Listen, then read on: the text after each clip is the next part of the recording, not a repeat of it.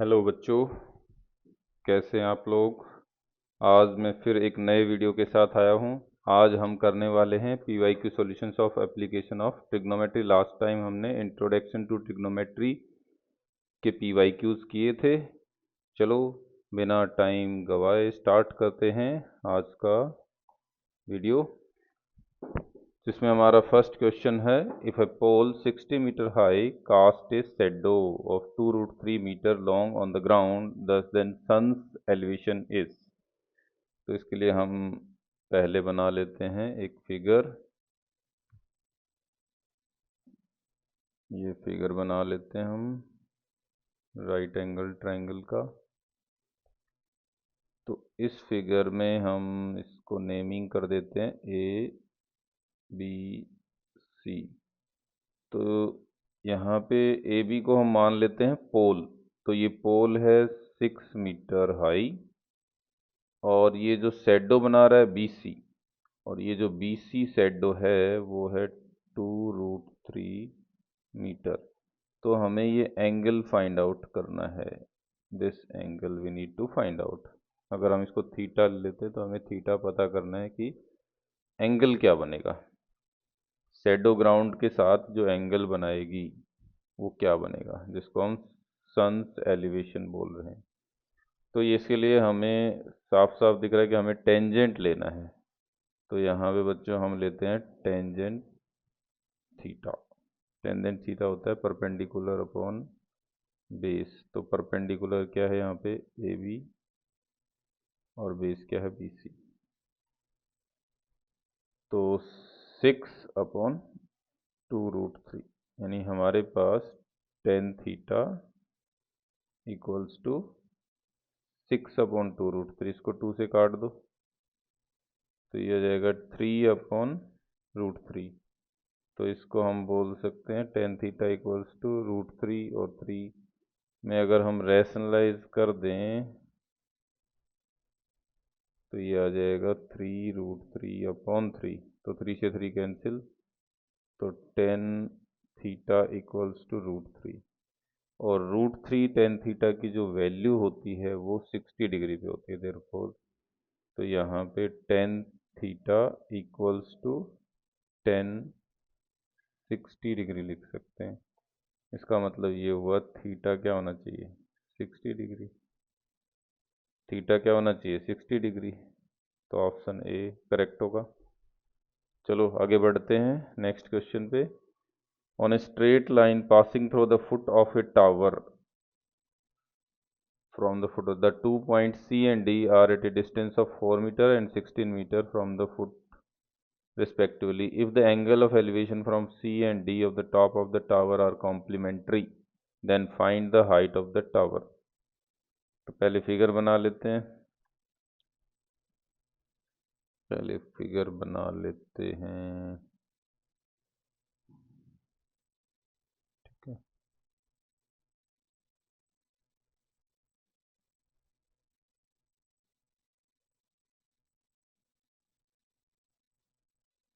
और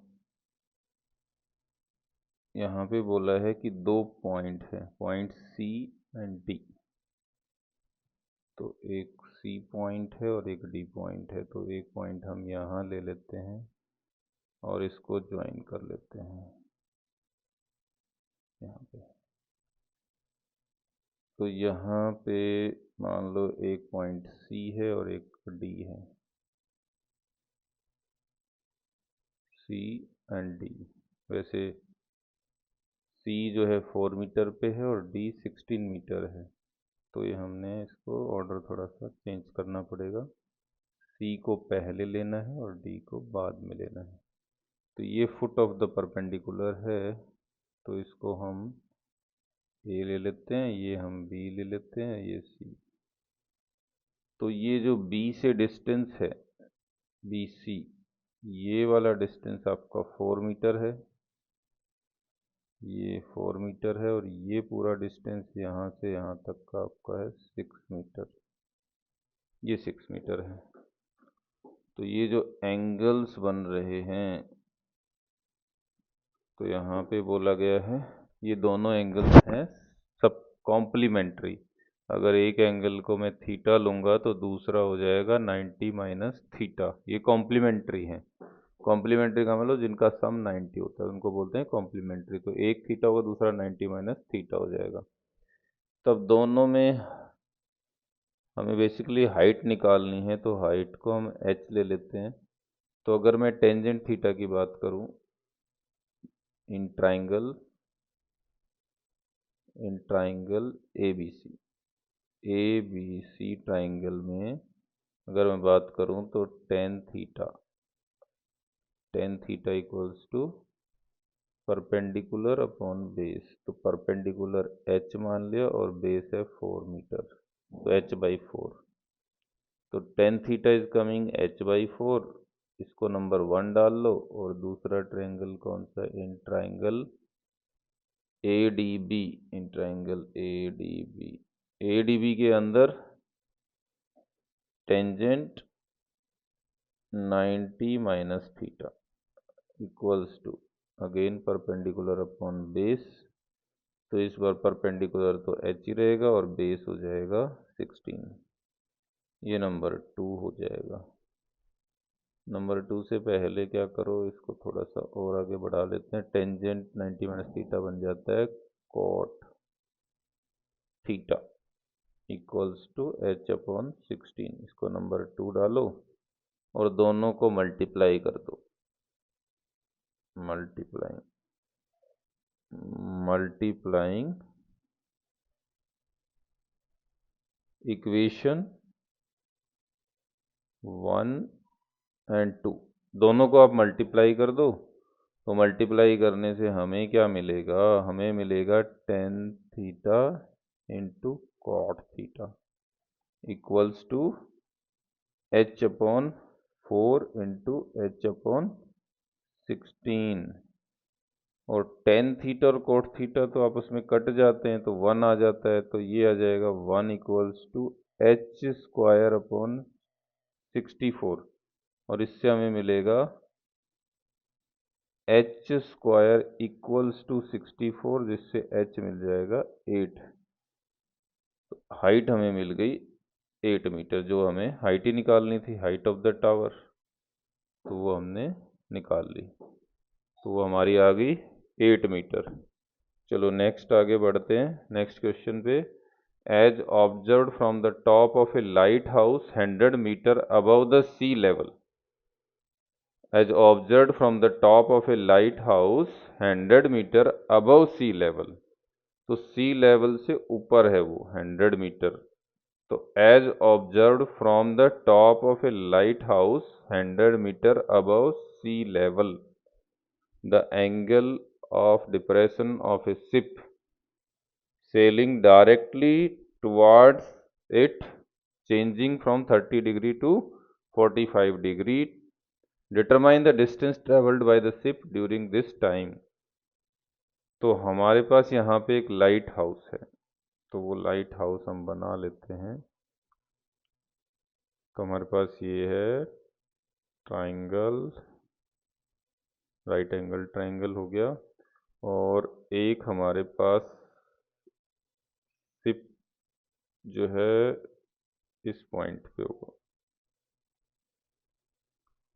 तो हम यहाँ पे देखेंगे कि अगर आप नंबरिंग कर देते हो ABCD, तो यहाँ पे ये जो है आपका लाइट हाउस है वो 100 मीटर है, और the angle of depression of ship sailing directly towards it changes from 30 to 45। तो एंगल ऑफ डिप्रेशन हमेशा ऐसे बनता है, ये बनेगा, ये एंगल ऑफ डिप्रेशन इधर से बनेगा ए पॉइंट के साथ, ये आपका 30 डिग्री, और ये वाला आपका बन जाएगा 45 डिग्री। तो ये वाला 30 डिग्री अल्टरनेट बन के यहाँ पे 30 डिग्री आ जाएगा, और यहाँ पे आ जाएगा 45 डिग्री। तो ये अल्टरनेट एंगल बन जाते हैं, क्योंकि हमारी ये पैरेलल लाइन के साथ ही डिप्रेशन एंगल हमेशा बनता है। तो वो नीचे आकर के अल्टरनेट एंगल बन जाता है, अल्टरनेट इंटीरियर एंगल। तो अब हम इजीली निकाल सकते हैं। तो हमें तो निकालना है कि कितना डिस्टेंस कवर किया है, यानी कि हमें डीसी निकालना है। Determine the distance travelled by the ship during this time. कितना किया, जब उसने 30 से 45 एंगल चेंज किया तो कितना डिस्टेंस कवर किया। तो हम इसमें डी बी निकाल लेते हैं और बी सी दोनों को सब्ट्रैक्ट कर देंगे। तो सबसे पहले in triangle A B C, triangle A B C, तो ए बी सी जो ट्राइंगल है उसके अंदर हम टेंजेंट 45 लगा देंगे। टेंजेंट 45 परपेंडिकुलर अपॉन में base, that is A B upon में बी सी। तो ए बी तो 100, टेंजेंट 45 होता है 1, और ए बी है 100 अपॉन में बी सी, यानी कि इसका मतलब क्या हुआ, तो बी सी कितनी हो जाएगी, बी सी क्रॉस मल्टीप्लाई करो, बी सी 100 आ जाएगी। B C is 100 metre. तो बी सी 100 निकल गई। इसी तरह हमने निकालना है बी डी। अब ट्रायंगल ले लीजिए, इन ट्रायंगल, कौन सा triangle, in triangle A D B, in triangle A D B. A D B triangle में क्या लेंगे, इसमें भी टेंजेंट ले लो, टेन 30 डिग्री इक्वल्स टू वही परपेंडिकुलर अपॉन में बेस, परपेंडिकुलर वही ए बी और बेस है बी डी। तो यहाँ आपको टेंजेंट 30 डिग्री की जो वैल्यू है वो 1/√3 है, और ए बी तो 100 ही है अपॉन में बी डी। तो इससे हमें क्या मिलेगा, हमें इससे मिलेगा B D equals to 100√3 metre. तो बी डी भी निकल गया, बी सी भी निकल गया। अब आराम से हम डी सी निकाल सकते हैं। तो डी सी क्या होना चाहिए, डी सी होगा B D minus B C. तो बी डी हम निकाल चुके हैं, बी डी हमारे पास है 100√3 माइनस बी सी 100। तो 100 कॉमन ले लेंगे तो ये आ जाएगा √3 माइनस 1 मीटर। तो ये डिस्टेंस कवर किया था डी से सी तक, वो था 100√3 माइनस 1, और इसकी वैल्यू आप पुट कर देंगे तो ये बन जाएगा 100 इंटू 1.73 माइनस 1। तो इसको माइनस करेंगे तो ये आ जाएगा 100 इंटू 0.73। तो 0.73 करेंगे तो 73 मीटर निकल के आ जाएगा। आंसर आपका 73 मीटर डिस्टेंस कवर किया है। ठीक है बच्चों, नेक्स्ट चलते हैं। इस क्वेश्चन में देखिए, from the top of 15 metre high building the angle of elevation of the top of a tower is found to be 30 degree from the top of the building. तो यहाँ एक टावर है, एक बिल्डिंग है। तो पहले बेस बना लेते हैं,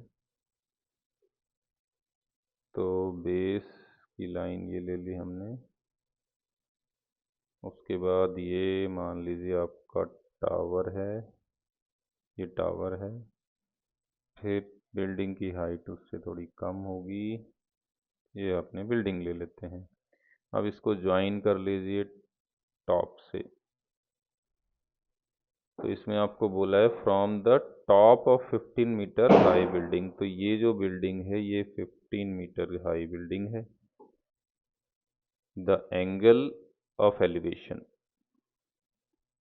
तो the angle of elevation of top of tower is to be found 30 degree from the top, building के टॉप से।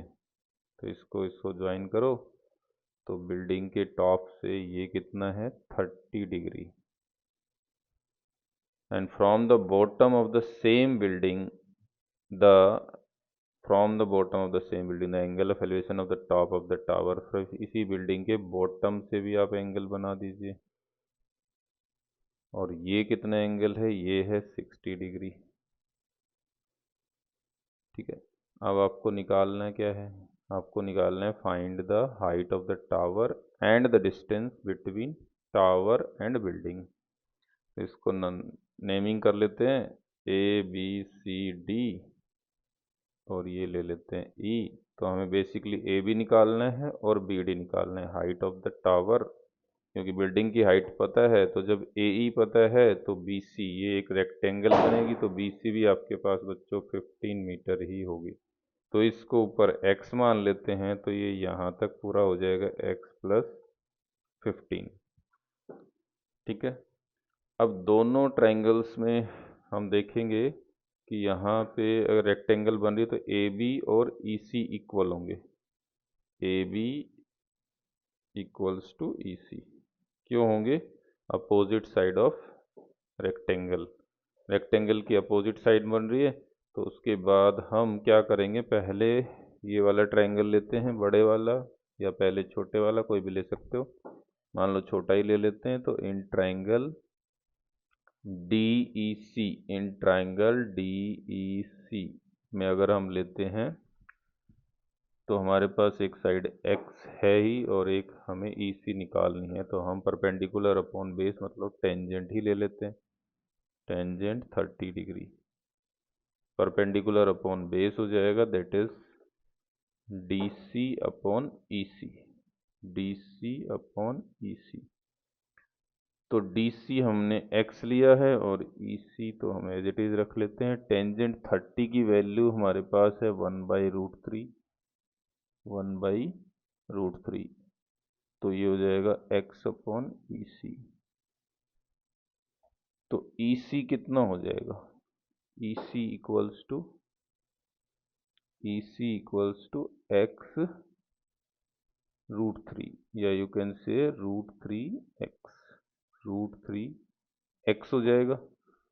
तो ये √3x हो जाएगा। तो इसको हम अब यूज़ कर लेंगे। नेक्स्ट ट्रायंगल हम देखते हैं। नेक्स्ट ट्रायंगल कौन सा हमारा? इन ट्रायंगल, उस triangle D A B, triangle D A B में क्या होगा? टेंजेंट 60 डिग्री परपेंडिकुलर अपॉन में बेस, परपेंडिकुलर अपॉन में बेस। तो परपेंडिकुलर यहाँ पे क्या है हमारे पास इस बड़े ट्रायंगल में? B D upon A B. तो बी डी तो हमारा हो जाएगा x+15 अपॉन में ए बी, और ए बी और ई सी तो इक्वल है। तो हम लिख सकते हैं tan 60 degree equals to x+15 upon A B की जगह पे पुट कर सकते हो ई सी। अब tan 60 की वैल्यू 1/√3 होती है और x+15 और अपॉन में ई सी की वैल्यू हम पहले निकाल चुके हैं, √3x, वो यहाँ पे रख देते हैं। हम चाहें तो दोनों साइड क्या कट कर सकते हैं? √3 को कैंसिल कर सकते हैं। क्रॉस मल्टीप्लाई करेंगे तो हमें क्या मिलेगा? x equals to x+15। तो इसको क्रॉस करोगे तो x+15 हो जाएगा। तो ये तो कैंसिल आउट हो जाएगा। क्या गड़बड़ कर दी हमने यहाँ पे? x+15 अपॉन ए बी, क्योंकि हमने ट्रायंगल पहले लिया था डी ई सी, ठीक है, और दूसरी बार ले लिया हमने ट्रायंगल डी ए बी। तो यहाँ पे 1/√3 वैल्यू थी और यहाँ पे दोनों की वैल्यू सेम कैसी है? तो √3 होनी चाहिए थी ना, यहाँ वैल्यू हमने गलत ले ली ना। वो √3, ये √3 होती है टेंजेंट 60 की वैल्यू, √3 ओनली। तो ये कटेगा नहीं ना यहाँ पे। हाँ, ये मिस्टेक कर दी हमने। तो ये वैल्यू है √3 और ई सी की वैल्यू हो गई √3x। तो इसके नीचे 1 लगाओगे, क्रॉस मल्टीप्लाई करेंगे तो √3x into 3, that is 3x equals to x+15। तो 2x इक्वल्स टू 15 और x equals to 15/2, that is 7.5। तो x की वैल्यू 7.5 आ गई जब x की वैल्यू 7.5 है तो BD की वैल्यू कितनी हो जाएगी? देयरफॉर BD, यानी BD क्या है, हमारी हाइट है, 15 प्लस x की वैल्यू 7.5, तो ये टोटल हो जाएगा 22.5 मीटर। तो हाइट आ गई 22.5 मीटर, और दूसरा हमें निकालना था डिस्टेंस AB। तो x की वैल्यू पुट कर देंगे, AB निकल जाएगी, यहाँ पे EC और AB तो सेम ही है, तो यहाँ पे इसको हम लिख सकते हैं AB equals to √3 into x की वैल्यू पुट कर दो 7.5, तो कह सकते हैं 7.5 √3 metre, it is the distance from A to B। ये डिस्टेंस निकल गया A टू B का। ठीक है, तो दोनों हमारे आंसर आ गए, हाइट भी निकल गई और distance between A and B, distance between tower and building. ठीक है बच्चों, आगे बढ़ते हैं। नेक्स्ट क्वेश्चन हमारा है, the shadow of a tower standing on a level ground is found to be 40 meter longer when the sun's altitude 30 degree is 30 degree than when it was 60 degree. Find the height of the tower and the length of the original shadow। बड़ा अच्छा question है, 2024 में 5 marks में पूछा गया बच्चों ये question. Question easy है लेकिन अच्छा है। तो इसमें भी हम सबसे पहले ट्राइंगल बना लेते हैं। तो यहाँ पे बच्चों दो शेडो की बात की गई है, एक शेडो और बनेगी। ठीक है, तो आपको बोला जा रहा है जब आपका एंगल बन रहा है 60 डिग्री और एक 30 डिग्री, तो एक 60 डिग्री एंगल है और एक 30 डिग्री एंगल है। तो ये वाला 60 था, ये मैंने गलत लगा दिया, ये वाला 60 होगा और ये वाला होगा 30 डिग्री। तो 30 डिग्री है तब शेडो की लेंथ 40 मीटर ज़्यादा है, तो स्टार्टिंग में ये x है और उसके बाद ये कितनी बढ़ जाती है, 40 मीटर और बढ़ जाती है, तो ये टोटल हो जाती है x प्लस 40। तो हम ये कह सकते हैं A B C D। तो यहाँ पे बच्चों ओरिजिनल शेडो निकालनी है, तो ओरिजिनल शेडो x है, जो 60 डिग्री एंगल पे ओरिजिनल बनती है और 30 डिग्री एंगल पे उससे 40 मीटर ज़्यादा बनती है। ठीक है, तो इसमें हमने x ले लिया,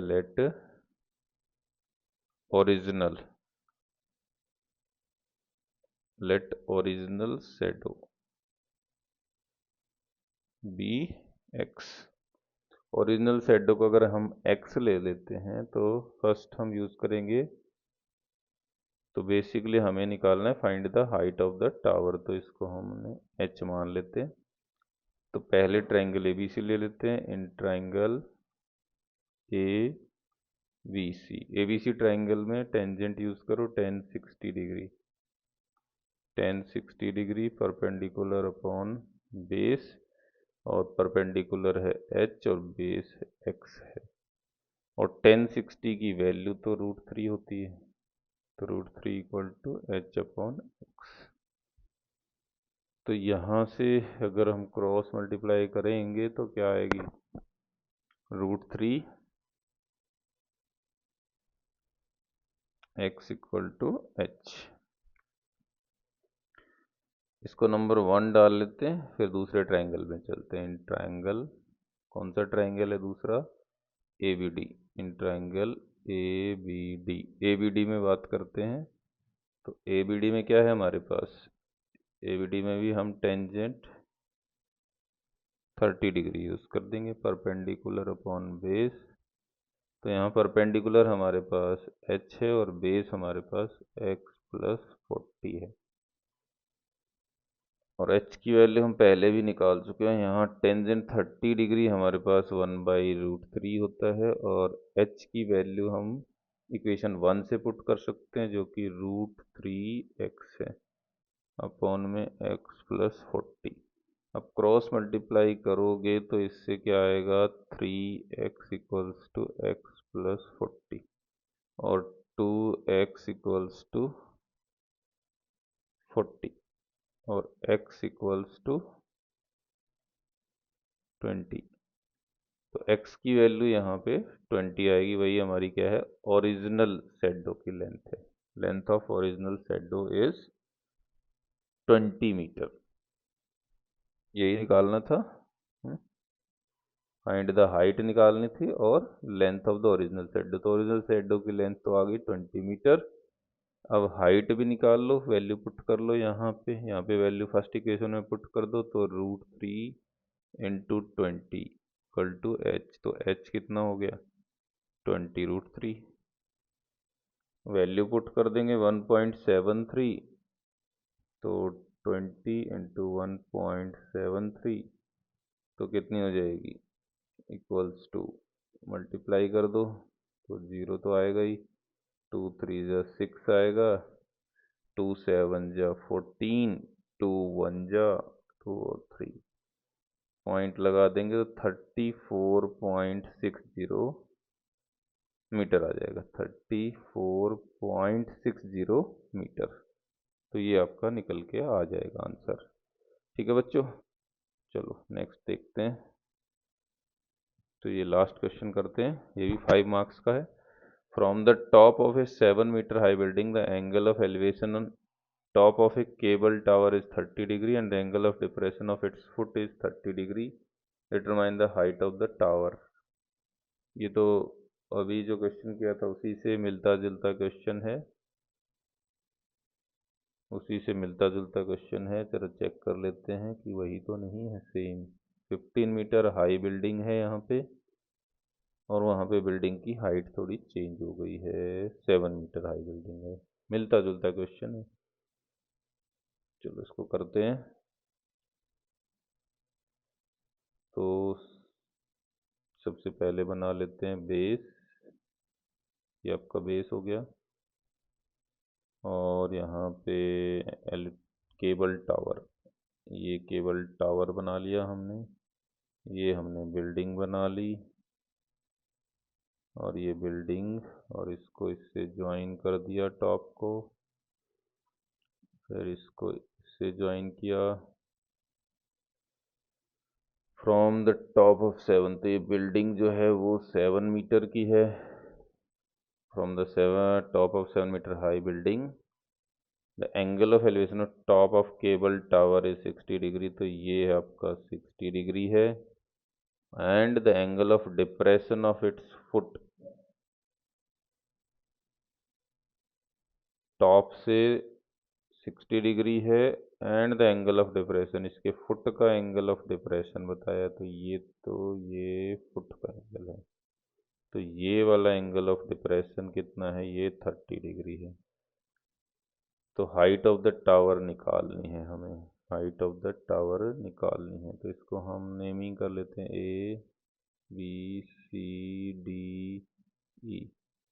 तो यहाँ पे आप देखोगे 7 मीटर AB है, तो ये भी तो 7 मीटर ही होगी।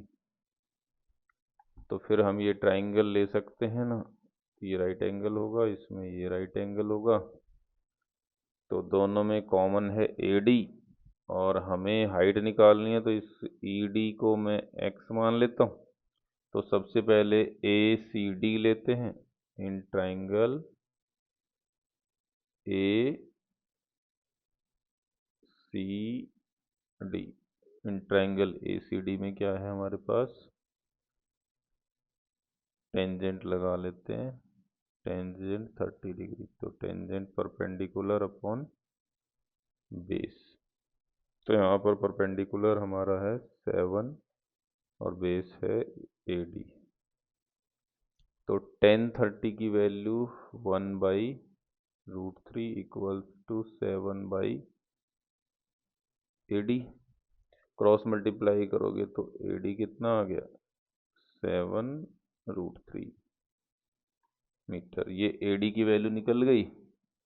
अब AD की वैल्यू का यूज़ कर लो कौन से ट्राइंगल में ना, take the triangle ADE, D E, इस ट्रायंगल में वैल्यूज करेंगे तो इसमें भी टेंजेंट लगा देंगे tan 60 डिग्री, जो कि क्या है, परपेंडिकुलर अपॉन बेस। यहाँ परपेंडिकुलर x और बेस है AD। तो टेंजेंट 60 तो 1/√3 होता है, और x की वैल्यू हमें निकालनी है, और AD की वैल्यू हम पहले निकाल सकते हैं, निकाल चुके हैं 7√3। तो √3 से √3 कैंसिल हो जाएगा, क्रॉस करोगे तो x = 7 मीटर।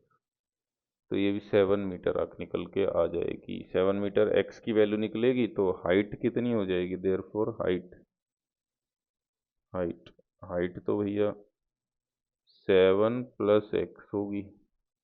तो 7 + 7, तो ये हो जाएगी 14 मीटर। क्या हो जाएगी, 14 मीटर हो जाएगी।